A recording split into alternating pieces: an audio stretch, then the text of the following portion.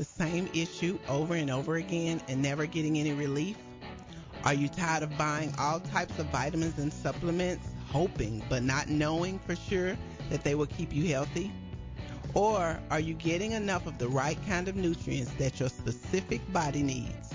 If you answered yes to any of these questions, you need a nutritional blood analysis. With a nutritional blood analysis, we can take one drop of blood from a prick of your finger and analyze your body's nutritional needs, nutritional deficiencies, and nutritional imbalances. This analysis can provide an early warning of possible future health challenges so you can make the changes now to avoid the negative outcome. A nutritional blood analysis can be used to monitor a health challenge before and after adopting an approach to restore health and balance. It will also allow you the ability to determine the effectiveness of various approaches to restoring and balancing your health. So don't wait. Make your appointment. Stop guessing with your health. Know what works for sure. 901-602-7063.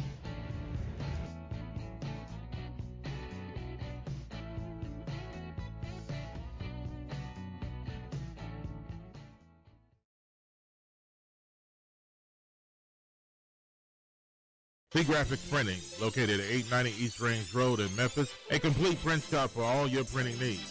They do it all: color copies, resumes, funeral programs, rubber stamps, full-color business cards, wedding and graduation invitations, and more. 30-plus years of quality work and service. They're open Monday through Friday from 8 a.m. to 5:30 p.m., located at 890 East Range Road in Memphis, Tennessee, 901-345-9294. C-Graphics Printing. CJ Used Appliances, located at 3530 Jackson Avenue here in Memphis, Tennessee. Call them at 901-487-7882. CJ Used Appliances has the best prices in town. Sales and service, heating and air.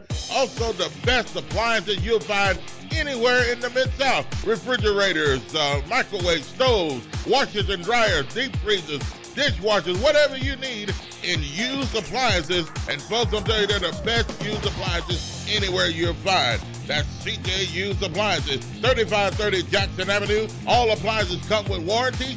You can call them at 901-487-7882. Again, 901-487-7882.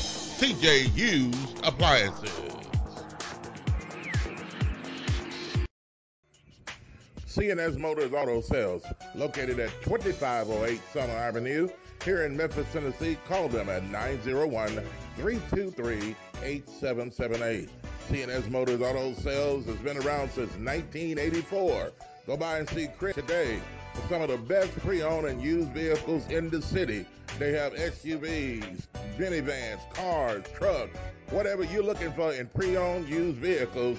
Hey, you can find it right there at C&S Motors Auto Sales. See Chris since 1984.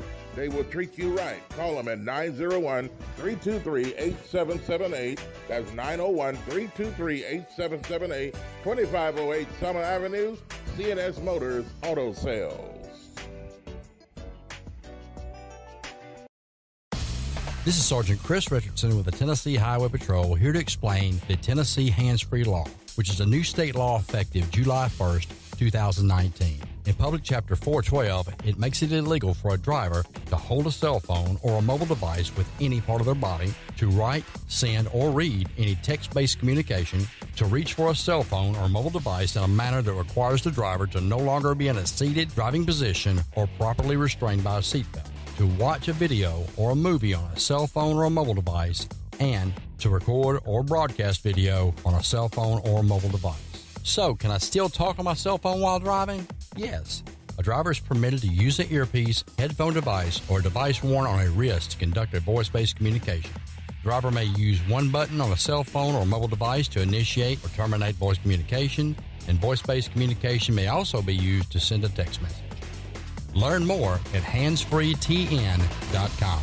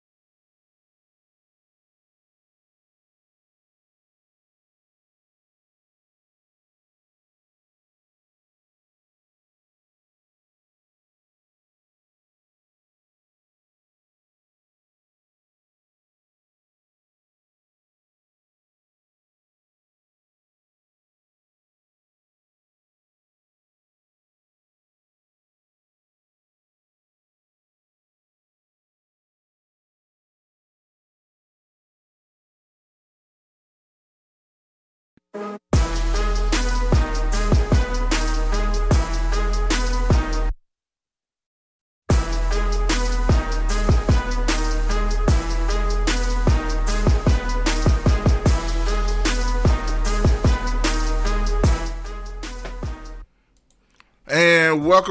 welcome to another edition live of Talkback Live Sports.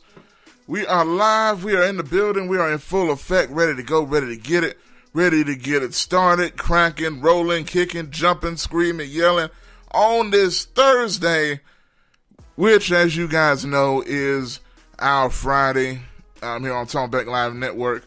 So once again, I appreciate y'all for tuning in, for watching, and for checking me out on today.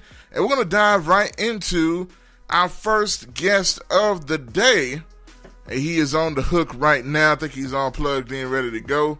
And we're going to go right now to Isaac Simpson from TigerSportsReport.com, affiliate of Rivals.com. He's joining me, co-host of TSR Live. Isaac, man, how are you doing on this Thirsty Thursday, I guess you'd call it, man? How you feeling? Man, been feeling good, man. Big game tonight for the Tigers, man. First foray into conference play, big AAC West matchup.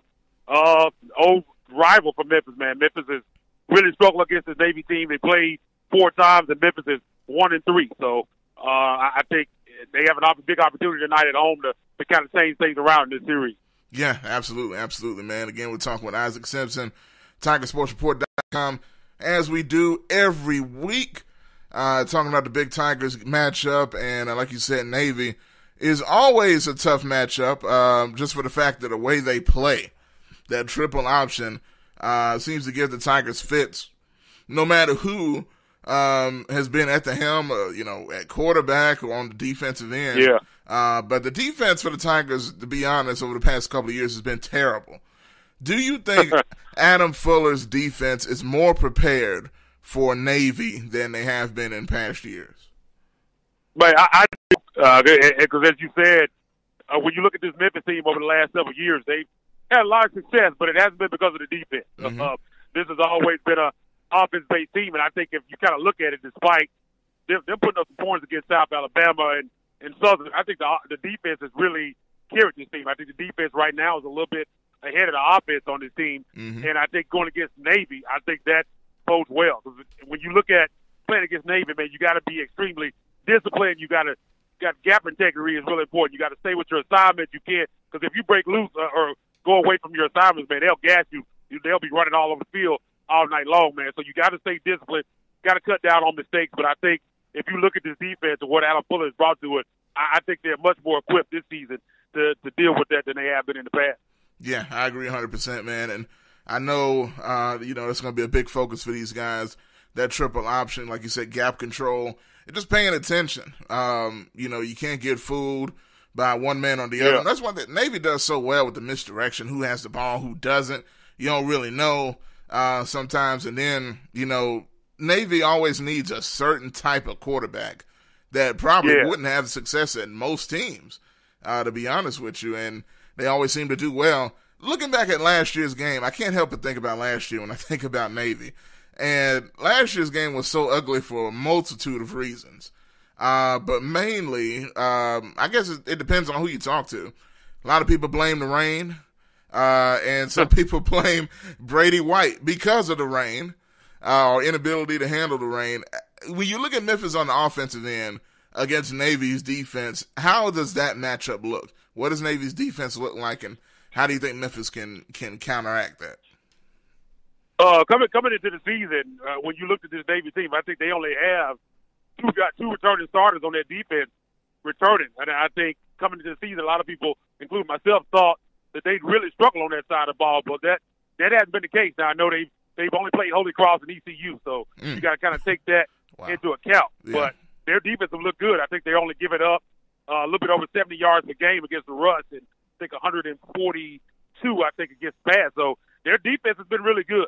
And I think offensively, I think that's a bigger question with Memphis right now, which is weird to say.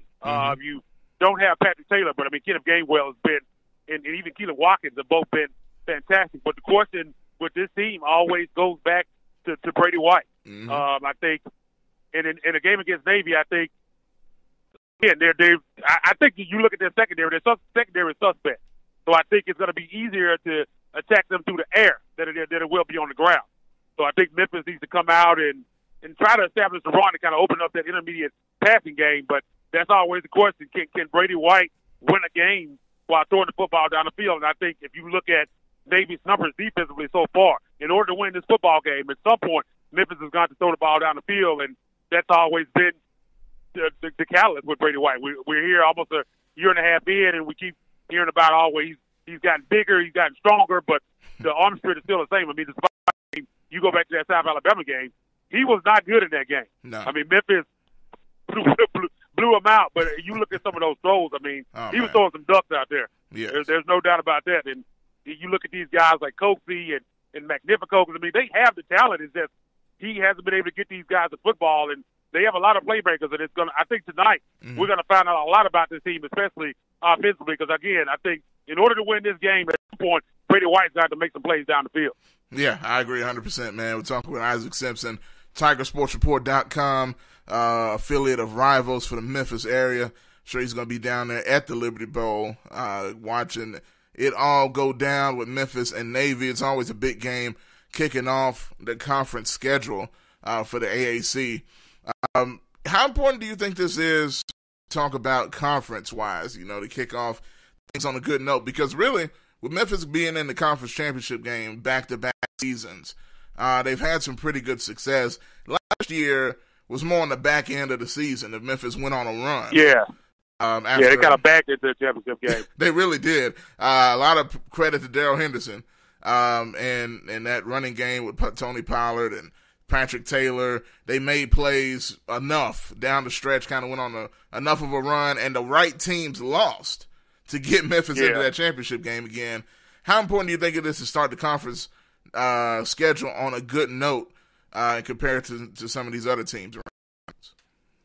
I think it's really important, but if you look at the news of the week with De'Aaron King and Keith Corbin, the wide receiver for Houston, two of their top players, De'Aaron King is probably their best player, have announced that they're going to redshirt and return next year. Now, I think I question the fact that where either one of them will be at Houston next year, but I think that kind of opens things up in the West for Memphis. I think the western side of the Western Division is basically Memphis is to lose right now. Absolutely. I mean, I know SMU is much improved. I like what I've seen out of them, and Tulane's playing well as well, but Memphis has more experience winning these games down the stretch and being in those positions that I think the AAC West is Memphis is to lose, but I think you all get it off on the right foot, especially at home. You want to keep that advantage because, like, again, you got SMU undefeated and Tulane playing well as well.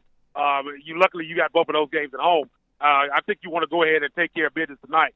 But again, you talk about last year how they kind of hit that low at that big loss at Tulane, and they weren't playing well at the middle of the season. And again, Darrell Henderson and guys went on a big tear. They kind of backed in at that last game against Houston and kind of caught some breaks there with some injuries to Houston and kind of backed into that championship game. I think Memphis should easily win that division right now because if you look at Houston was thought to be Memphis' main competition, and I think they're kind of out of the picture now since that development came about. So I think if Memphis doesn't win this division, I think it's going to be a big-time disappointment, especially when a lot of people thought Memphis would win it anyway and possibly go undefeated. Mm-hmm. Great point, man. Isaac Simpson, TigerSportsReport.com, joining me here on TalkBank Live Sports. For y'all that are listening on the Spreaker app, also Facebook Live, catch the podcast afterwards on Spreaker, the Spreaker app, as well as Spotify, iHeartRadio, and Google Podcasts. So y'all check on that out afterwards as well. If you want to pregame for the show by listening to this interview, man, y'all be sure and do that. But, man, so let's talk about some things here. Patrick Taylor. What is his status? I know, you still, it seems like the injury is continuing to. Is this going to be something he deals with for most of the year? And if so, how do you think the status of the backfield is? Because we know with Brady White, whether you like him or not, the running game is going to be very important to their offense. How does that look right now? Yeah, it's interesting. When he first went out, I think they kind of played it up like it was more precautionary when they sent him out to the South Alabama game that he'd be that he would probably, if they were playing a better opponent, that he'd probably be back. But then you saw him, he was wearing a boot, he was on crutches, and now it appears that this is something a bit more serious than originally thought. And I think it could be later in the season before we get Patrick Taylor back. Now, you hope you have him at Temple, because I think if you look at the remaining schedule now, especially with the situation in Houston, I think you circle that game at Temple as being a game that a swing game. If Memphis can win that one, really, really have a shot at possibly running the table. And you start talking about Cotton Bowl and things like that, AAC Championship and all that. But I think it's going to be a while before we see Patrick Taylor back, because I think if he was able to play, I think they definitely would have liked to have him tonight. But I think I would say three or four more weeks before we see Patrick Taylor back. But I mean, it's weird for a team. You look at Memphis. What other team in the country could lose a talent at that level and still continue to play well? I mean, that shows you the depth that this team has at running back. I mean, Kenneth Gainwell's been fantastic. Even before the season, I talked about him. I talked with Kenneth before the season, and he was ready. I mean, he looked at last year and the redshirt year. He was really ready to come into this year and get his opportunity. I don't know if he thought he would get this many touches there early, but he's shown that. I mean, he's a starting level back. I mean, they haven't lost a step. Now, Patrick Taylor's kind of a different guy.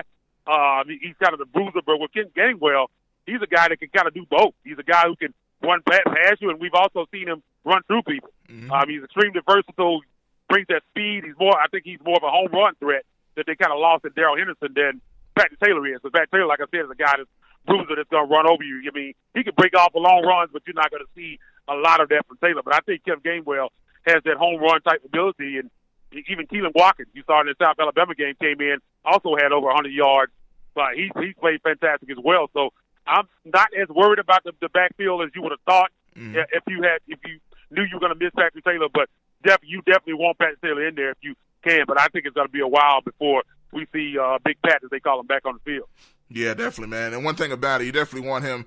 You don't want to rush him back at all. Yeah, you definitely have him down the stretch. Absolutely, down the stretch is the best time to have him, especially a back like him with fresh legs and all that stuff. So that's definitely going to be key for later in the season, man. But I agree, Kenneth Gainwell has been a baller. Shows that he's more than just a receiving back. That he can run the ball and kind of carry a team. Yeah, he's doing it all. It's amazing. And Watkins, I'm glad he's getting opportunities. A local guy as well.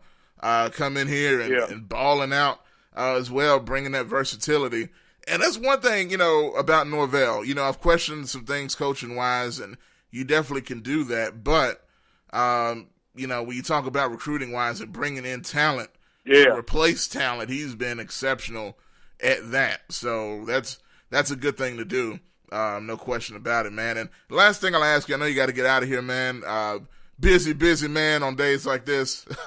But I'm going to ask you, who do you think has been underutilized when you look at Memphis's offense? With the way they do things, who do you think should get more touches, whether in the backfield or receiver, tight end? What do you think?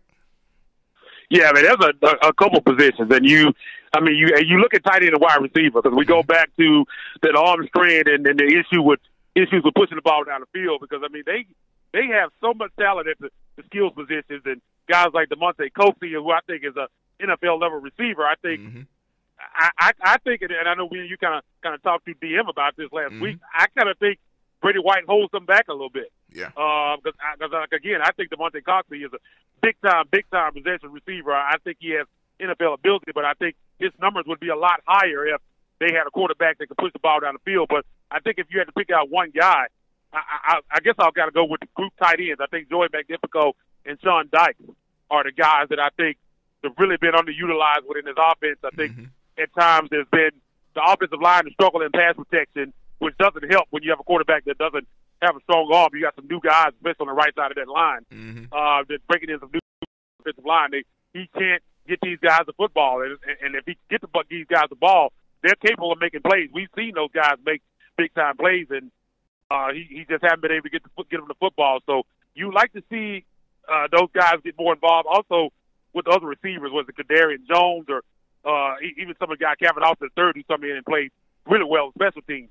Some of these guys, at the wide receiver position. Travion Samuel is another guy who had big high hopes coming into the season, and he hasn't really been used. So that might be the guy. I'd probably go with Travion Samuel. I think, especially with the expectations, him coming over from Louisville, thought he'd have a big time year, and he really hasn't been a part of the offense at all.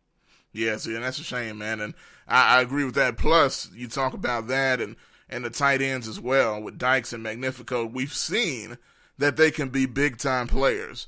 You know, when given the opportunity. You know, and I believe they both played with Riley for a year. They did, well. and we've seen them make big time plays. Big time plays down the field. Dykes is a guy that can run for his size at tight end as well. So we'll see going forward, man. But that's my man, Isaac Simpson. Though you got to get out of here real quick. Tell them how they can follow you on Tiger Sports Report and stuff like that.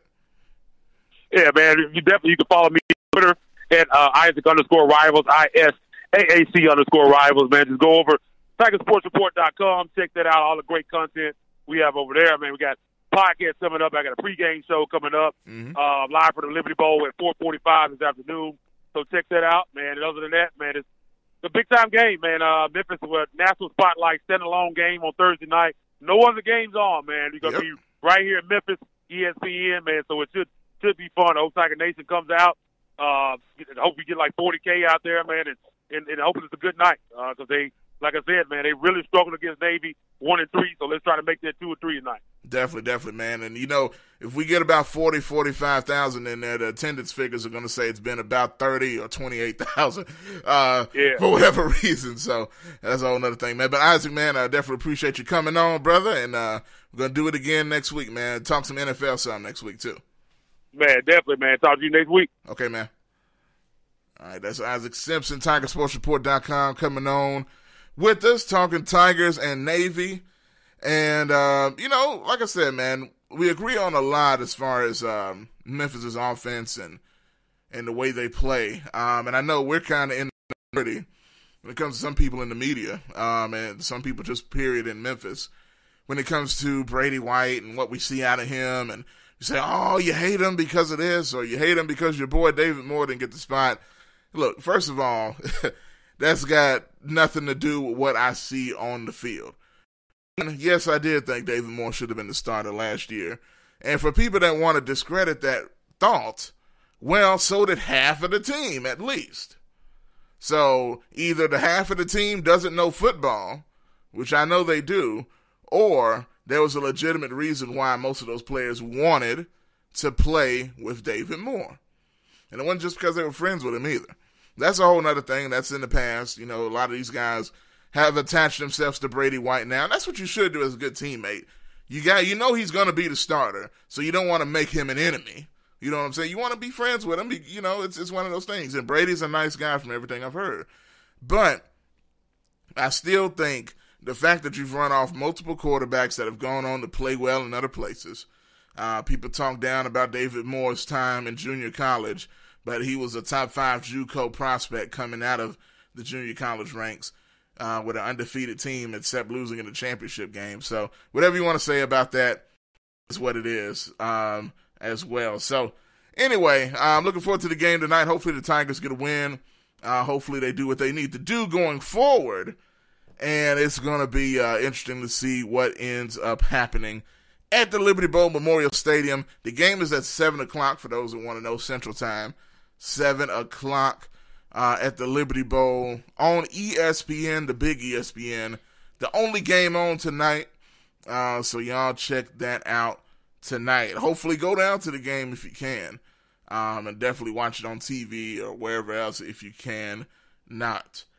I'm going to take a quick break here in the action. When I come back, got some big breaking news. Big breaking news going on in the world of sports that you're not going to want to miss. And it's involving a coach with Memphis ties getting in some serious trouble. We're going to talk about that when we come back from the break. You are watching and listening to Talkback Live Sports. Y'all stay tuned and keep it locked. I will be back in just a moment to give you this big breaking news. And it's not good news for this said person, so y'all stay tuned for that.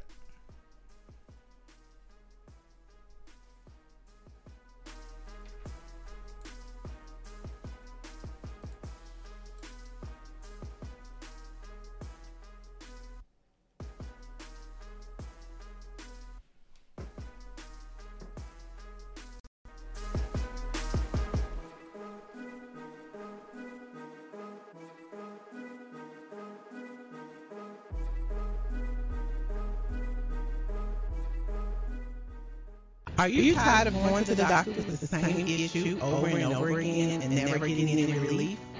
Are you tired of buying all types of vitamins and supplements, hoping but not knowing for sure that they will keep you healthy? Or are you getting enough of the right kind of nutrients that your specific body needs? If you answer yes to any of these questions, you need a nutritional blood analysis. With a nutritional blood analysis, we can take one drop of blood from a prick of your finger and analyze your body's nutritional needs, nutritional deficiencies, and nutritional imbalances. This analysis can provide an early warning of possible future health challenges so you can make the changes now to avoid the negative outcome. A nutritional blood analysis can be used to monitor a health challenge before and after adopting an approach to restore health and balance. It will also allow you the ability to determine the effectiveness of various approaches to restoring and balancing your health. So don't wait. Make your appointment. Stop guessing with your health. Know what works for sure. 901-602-7063. Graphic Printing, located at 890 East Range Road in Memphis, a complete print shop for all your printing needs. They do it all: color copies, resumes, funeral programs, rubber stamps, full-color business cards, wedding and graduation invitations, and more. 30-plus years of quality work and service. They're open Monday through Friday from 8 a.m. to 5:30 p.m., located at 890 East Range Road in Memphis, Tennessee, 901-345-9294. C Graphics Printing. CJ Used Appliances, located at 3530 Jackson Avenue here in Memphis, Tennessee. Call them at 901-487-7882.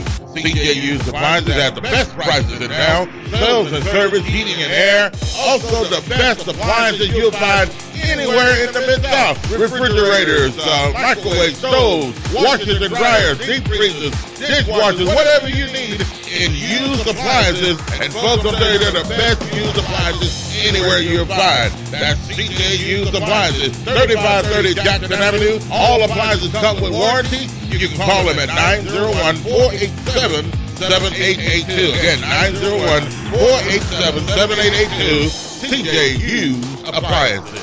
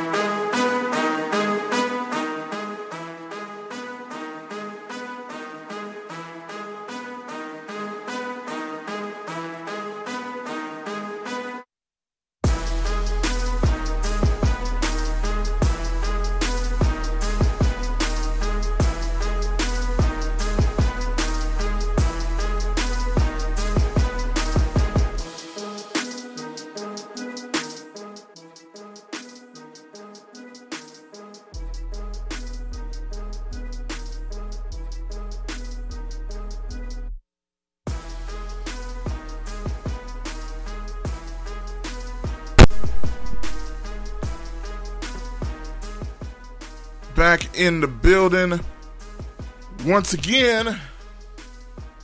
Talk Back Live Sports, ready to get it. So we're gonna get right into it, man. Oh man. Once again, thank Isaac Simpson for coming on. TigerSportsReport.com for joining me to talk Tigers football.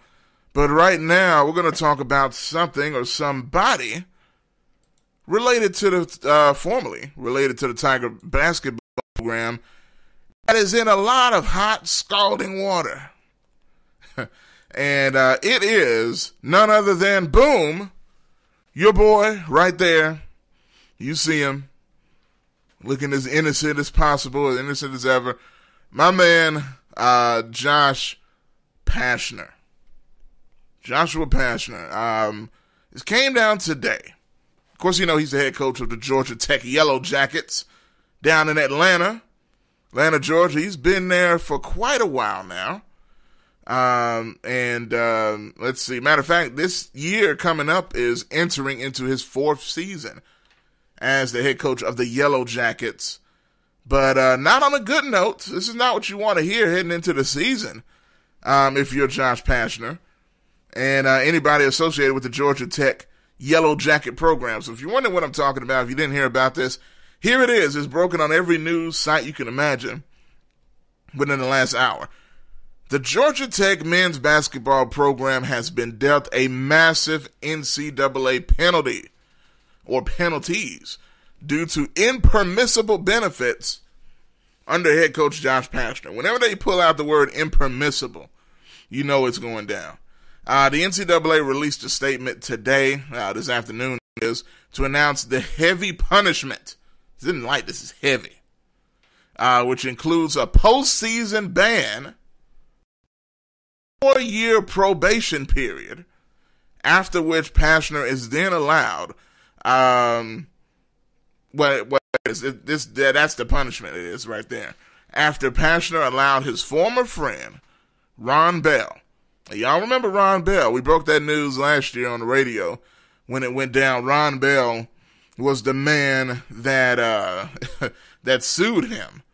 And their friendship was no longer intact. They had a whole ugly thing.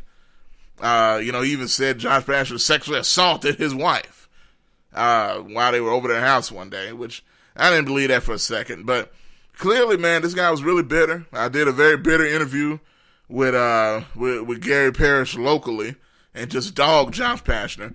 But it seemed like some of what he said was true as far as hanging around the program and helping Josh Pastner get players. But he's one of the people in this situation. But let me go back and continue to read here. This punishment includes a postseason ban and 4 years of probation. After Pastner allowed his former friend Ron Bell, former assistant Daryl LeBerry, and former Georgia Tech guard Jarrett Jack, y'all remember Jarrett Jack from the NBA, to commit rules violations within the program. Here's the quote from the NCAA. Both sets of violations occurred because men's basketball coaching staff members invited outside individuals into their program. The NCAA Division I Committee on Infractions said on this afternoon, quote again, they permitted these outside individuals to interact with their student athletes, and those actions resulted in violations. That's interesting. The NCAA also discovered that LeBerry had arranged with Jarrett Jack, to pay then prospect Wendell Carter, who's now with the Chicago Bulls, $300 to visit them at an Atlanta strip club, and improperly communicated while recruiting Carter during the 2016-17 recruiting cycle. LeBerry was placed on administrative leave in November 2017 and then resigned in February of 2018. He was given a 3-year show cause, and Jarrett Jack was dealt a 3-year disassociation from the Georgia Tech program, which is the school he played basketball for. Now, Ron Bell had received access within Pastner's program, and he was often seen at practices, in the locker room, and on the sideline at games.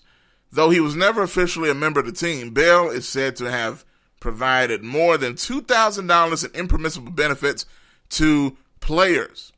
Georgia Tech will be banned from the NCAA tournament for the 2019-2020 season and receive the following penalties. Y'all check this out.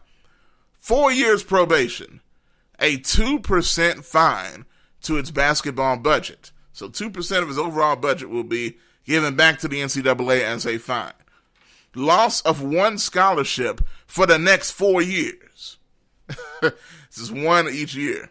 An 8-week ban on unofficial visits. Wow. And recruiting communications. So they're banned. An 8-week ban. I'm not sure when this goes into effect. Maybe immediately.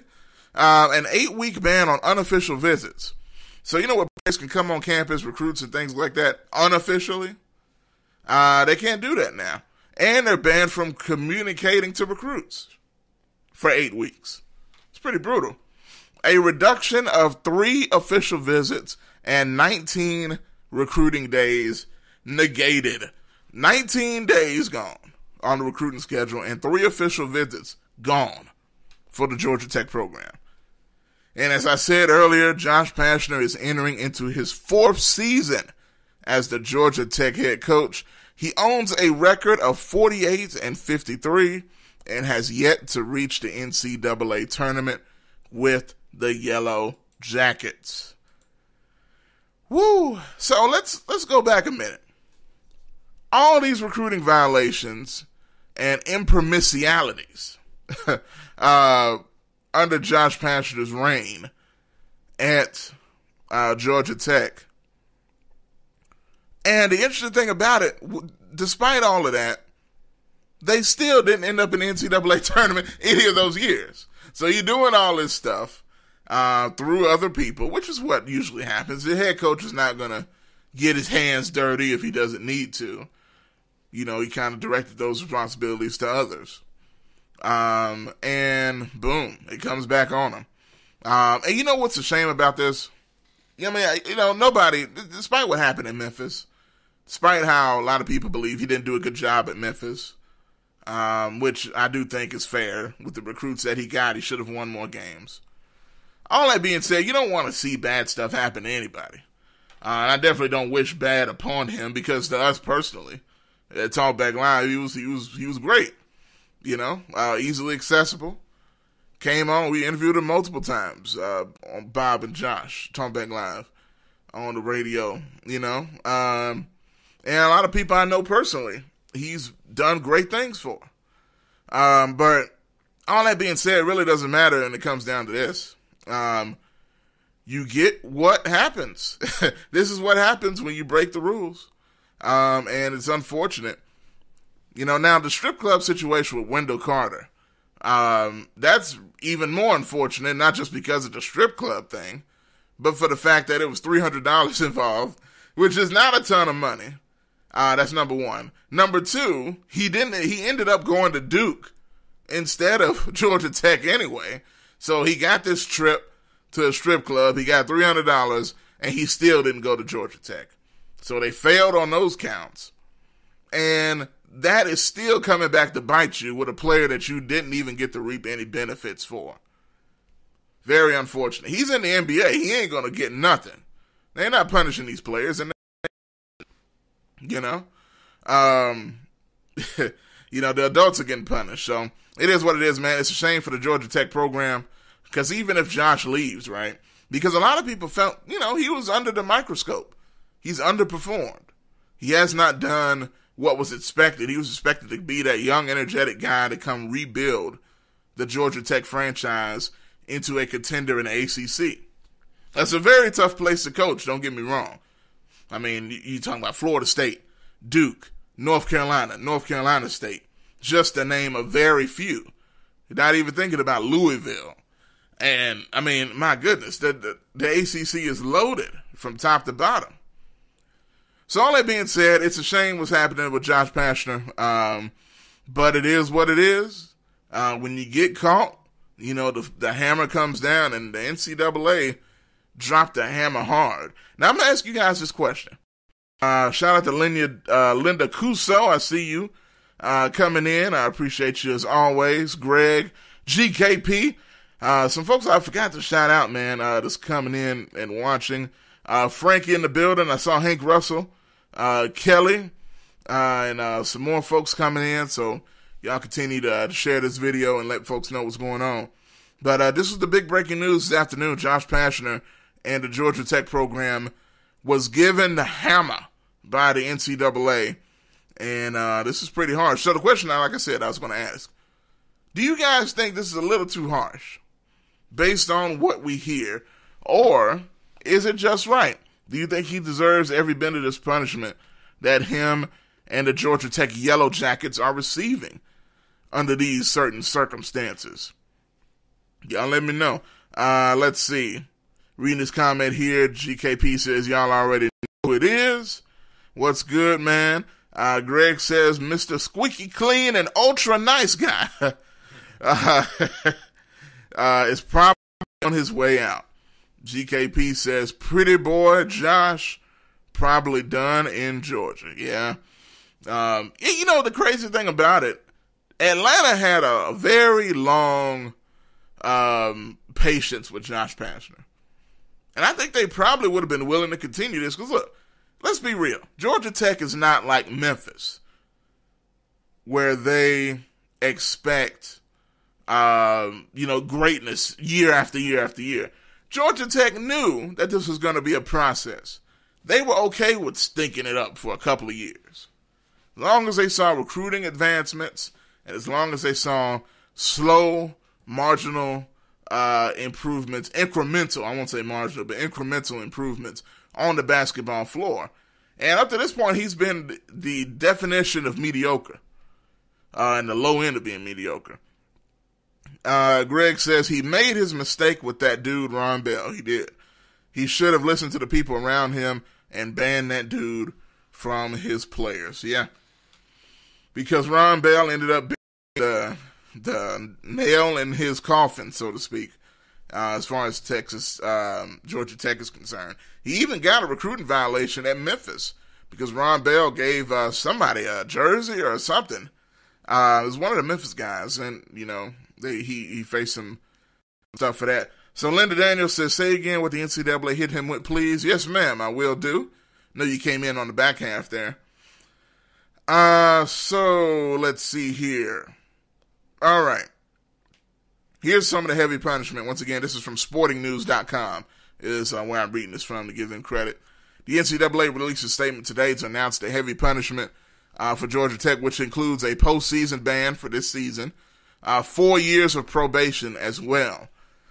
So that's just some of it. Here's a little bit more of the specific details. Georgia Tech will be banned from the NCAA tournament for the 2019-2020 season. And here are the following penalties in addition. 1, a 4-year probation period. 2, a 2% fine to its basketball budget. 3, loss of 1 scholarship for the next 4 years.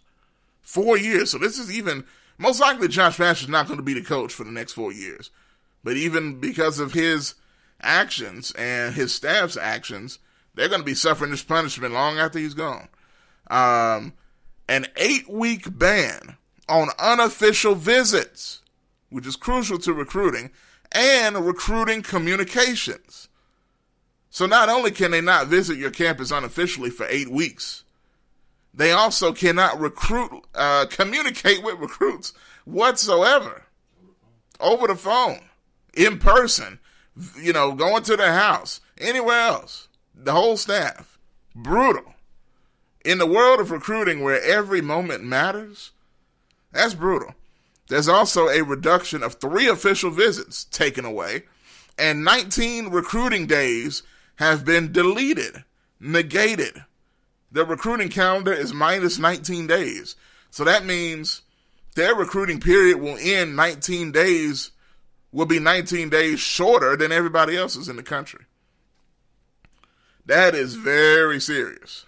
The NCAA was not playing around, and that can really hurt the growth of Georgia Tech. Think about this. It's going to hurt in the short term, but even some of these consequences will bleed into whoever else ends up being the next head coach. Now, I say that presumptuously because Josh Pastner is still literally the head coach right now.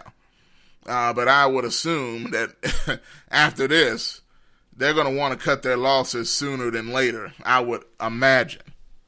Who knows what they decide to do. Greg has another comment here. He says they had patience with him because he came from the Coach Cal tree of recruiting. Big for that school. Keep in mind, he won the ACC Coach of the Year in year 1. That's very true, Greg. It's a great point. I know a lot of people were appalled when he was named Coach of the Year after that first season, where Georgia Tech, they didn't make the tournament or anything, but they were scrappy and they actually upset a couple of teams that first year. Had some excitement heading into year 2. And he's actually had some pretty good players to come there. So that's interesting. Greg also says, ironically, Fuente won ACC Coach of the Year at Virginia Tech his first year. Same conference as well in his first year with Va-Tech. And both are struggling mightily now. Yeah, Fuente has, I'm not going to say fallen, but after that first year of really, really good stuff from Fuente, it's kind of been downhill a little bit. One has to wonder, was it worth it? I love Fuente. I think he did a great job at Memphis. I think he was a great coach. Talked to him multiple times on the show with Bob and Josh, with both of us. I remember, and Bob's nodding his head right now off camera, off mic, say he loves him. And I remember when they won their first AAC division title, and before they even had the championship games. And we interviewed Fuente the following Monday or sometime that week. We were one of the first people to talk to him, if not the first. And like I said, so great guy. And I was rooting for him at Virginia Tech. But you have to wonder again. This is what we always talk about. People always say, oh, coach, you got to go. You got to go. You got to go. When the big job calls, you got to go take that money. Is it always worth it at the end of the day? Because the expectations increase with pay. The pay increased a lot, but so did the expectations, and the likelihood of you getting fired will increase as well. Now, Josh was a different story. Basketball is kind of different, but he did go to a bigger conference. Georgia Tech, I don't think they're a bigger program than Memphis at all. They haven't had any real success in the basketball level. I guess that could be debated, but the last great player I can remember is Thaddeus Young when he played there. Ironically, a Memphian was great there. Probably have to go back some more. Y'all let me know if there's any other great Georgia Tech players that come from there. But it's kind of a shame. Let's see. Linda Daniels says, will he even be at their first game? I don't know, Linda. That's a good question. Look, you better believe that athletic directors and the people in Atlanta, they are scrambling to say, okay, what do we need to do? Do we need to cut our ties, cut our losses now? And to be honest with you, as much as I like Josh, I don't know. I mean, it's such bad timing because this is leading right into when practice starts. Practice just started for a lot of these teams. Memphis practice just started yesterday. So, a lot of these other schools are just starting practice, if not already. You're just getting going with getting your players and ready for the season. All of this is just terrible. And I feel for those players and that organization. But if I'm Georgia Tech, I almost think you need to just kind of cut your losses now. Maybe you go with the assistant coach. I mean, you're not going to the NCAA, so it's not like you're going to ruin anything for these guys. What's going to happen is going to happen regardless as the season goes along. I think you may cut your losses now and see if you can get a new coach and establish a good foundation after all this punishment is over, heading into the future. But y'all let me know, what do you think? What do you think should happen to Josh? I got a few minutes left here in my week because this is our Friday, as y'all know. So once again, 901-213-6020, the number to call if y'all got a few minutes to spare to join the conversation on the phone line here. You can also comment on Facebook as well. But yeah, this is pretty big news in the world of college basketball. Ironically, once again, linked to Memphis in a certain way. And one's got to wonder, like I said, I don't know all the rules and ins and outs of NCAA recruiting. But, I see a lot of teams bring in former players all the time, that played with them. Of course, they don't go to strip clubs with the players, the recruits all the time. I'm sure that's probably a problem. But I don't know, man. So we'll see. I think other teams are probably better at keeping things on the low.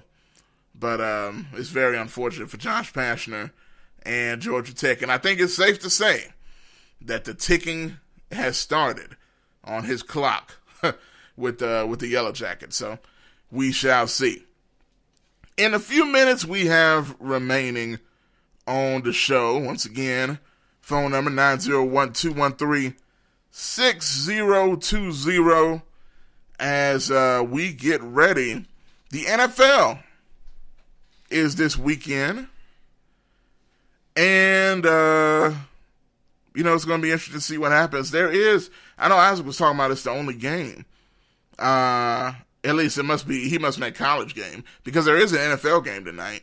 The Green Bay Packers take on the Philadelphia Eagles on Fox. So that's a pretty big national game. National spotlight on the Eagles and the Green Bay Packers. Now the Packers are undefeated, 3-0. The Eagles are 1-2 with injury problems, which seems like always the case with an Eagles team is injury problems to start the season. I'm curious to see how that all plays out as this goes along here. What matchups are you guys most looking forward to heading into week 4 of the NFL regular season? How do you feel about your team? I know Cowboys fans have been through the roof to start this season. Do you feel like this success can continue? Do you think this is potentially the best Cowboys team overall that has been in existence in years? Because personally, as a known Cowboy hater in myself, I can't deny what's real. Now, I say I come on here and try to be unbiased as much as possible. The Cowboys are good. Dak Prescott is good. I'm a big fan of Dak Prescott. Ezekiel Elliott is great. That receiving core is solid. The offensive line is great. The defense is really, really good. So, really, Cowboys fans, y'all have no excuses. The Cowboys have no excuses this year. And if you don't go, at least win this division and at least make it to the second round of the NFL playoffs, I'm going to blast y'all like I've never blasted any team in my life. I'm not saying I'm rooting for y'all. All I'm saying is that's what this Cowboys team is good enough to go further than any other Cowboys team in years. Everything is there. Even Jason Garrett, nobody's complaining about him anymore. I don't know what it may be, when the rubber meets the road. But as I have said, despite all of that, y'all have played nobody. Y'all look good, both sides of the ball. Everybody's playing at their best, but you have played nobody. And Greg hit the magic word, the magic comments just now. Cowboys Saints is the game of the week for sure. And it is. You know why? Because you're playing an actual team that knows what they're doing. That's why. You're playing a team that's actually good, that knows what a football is. I'm not convinced the Dolphins know what a football is. I'm not convinced the Redskins know what a football is. I'm not even convinced the Giants, prior to Daniel Jones, knew what a football was. Eli Manning and etc. But we're going to see. This is the week. Big game for y'all. And I got to say, I got to mention my team. Because the Cowboys Saints is going to be, by the way, the Sunday night matchup on NBC, of course, on the national spotlight in the Superdome, the Mercedes-Benz Superdome, that is, in New Orleans. That is always a tough place to play on the national stage. But I will say this. Drew Brees is out. Drew Brees is out. The quarterback for the Saints. He is out. That is huge for the Saints. It's not good. Teddy Bridgewater, though, he stepped in admirably after his drastic injury a couple of seasons ago. He looks good. He looks serviceable.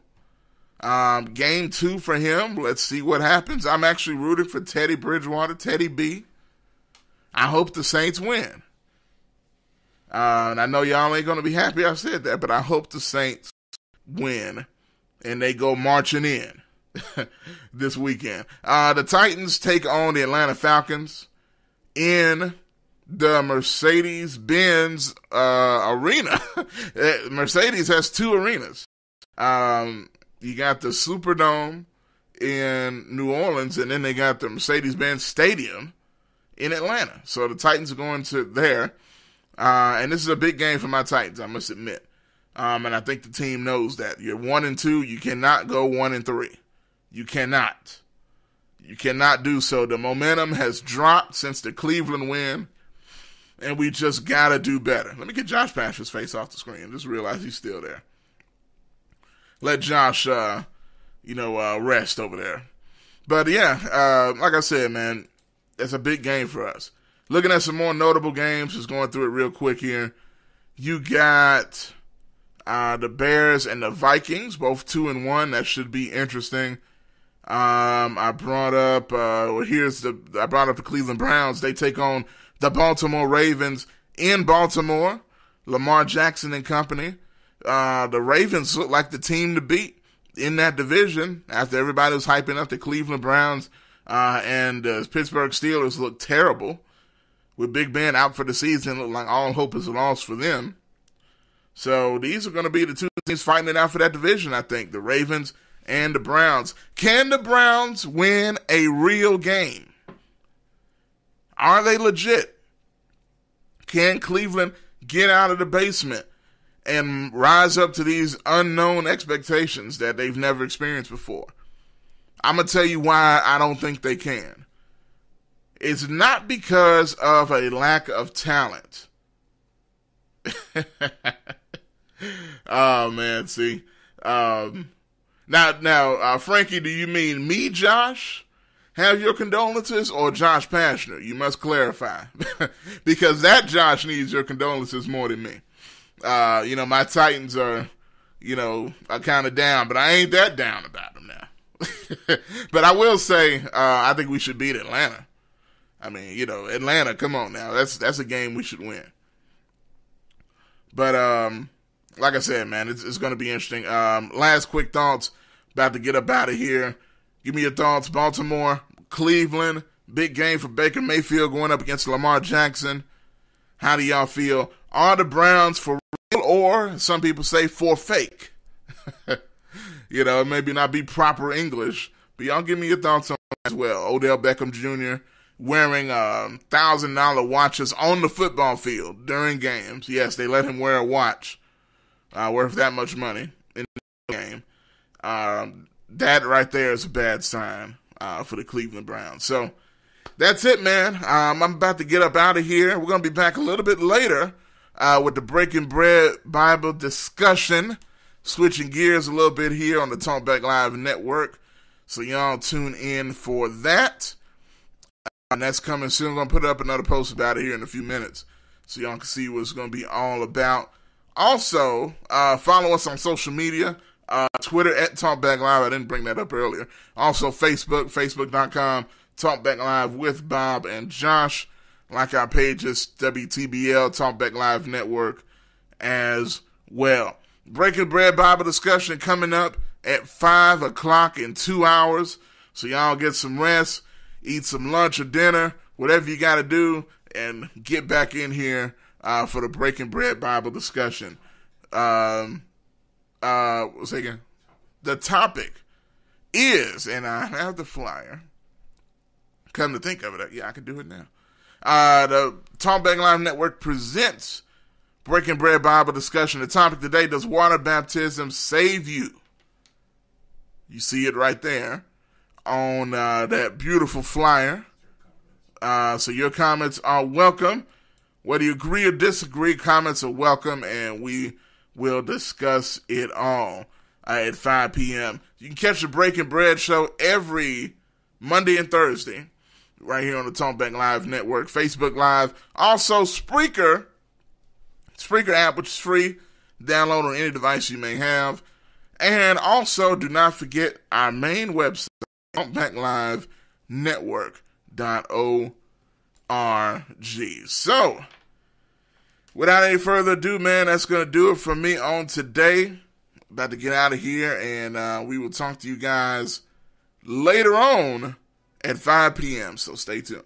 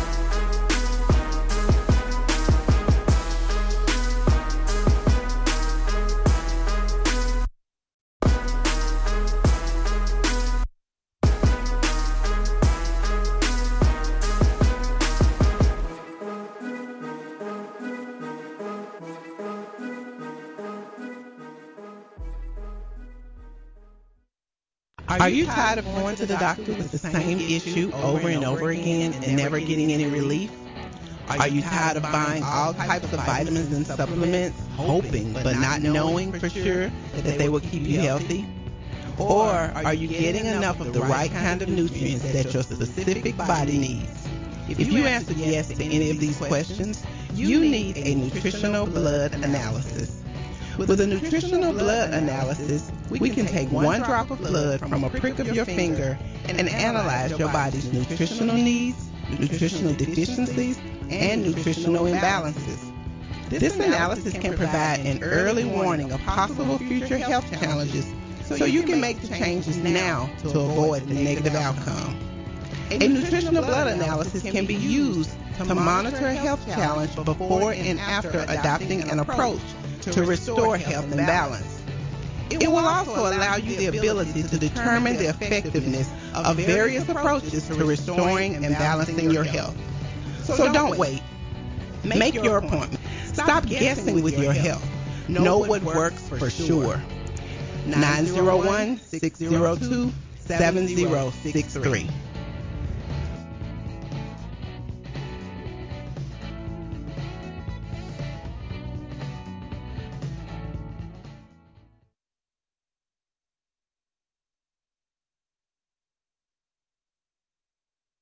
C-Graphic Printing, located at 890 East Range Road in Memphis, a complete print shop for all your printing needs. They do it all: color copies, resumes, funeral programs, rubber stamps, full color business cards, wedding and graduation invitations, and more. 30 plus years of quality work and service. They're open Monday through Friday from 8 a.m. to 5:30 p.m. Located at 890 East Range Road in Memphis, Tennessee, 901-345-9294. C-Graphic Printing.